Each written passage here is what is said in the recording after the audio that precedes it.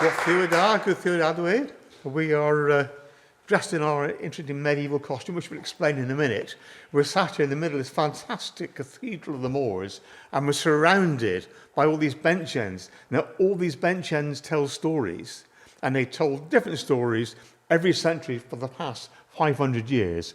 And what we're going to do is open a little tiny window into some of the stories, some of the things which might have happened. They depict various scenes. Over here, we've got a bagpiper playing a set of bagpipes, which these are actually modelled on, the Cornish piper. We've got it there. Tucked away somewhere, there's a green man. There's a story behind the green man, too, a long story behind the green man. And there's some dancers. We're not too sure about them. They could be good old mystery play sword dancers dancing over a dragon. They might be doing a French matachins, because they look very like the French matachins. We don't know. And probably there's a different story for every generation as we go through.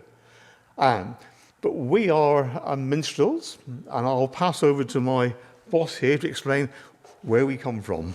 And the boss? First question, can you hear me clearly? Yes, good. I was born like a foghorn, so you should be all right. So we're representing Heric and Johanna, who were real people. They were the pipers to the Earls of Cornwall over at Loswithiel in Restormal Castle. And we know a lot about them, including the fact that I bailed him out of jail. He was a naughty boy. We don't know what he'd done. It cost me £0.50, £0.50? was a week's wages for minstrels at that time to get him out. So he must have been worth having for some gig or other, mustn't he? Okay, so we're going, as Merv said, we're going to try and tell you a bit about what the lives of these people was like. So it's Edmund, the Earl of Cornwall, that we are the pipers for, and it was his father Richard who built Tintagel Castle to draw the whole Arthurian thing close to his family.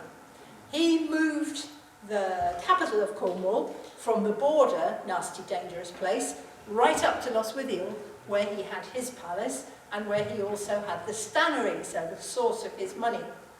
So the first thing we're going to tell you about is the fact that they were greatly travelled, these minstrels.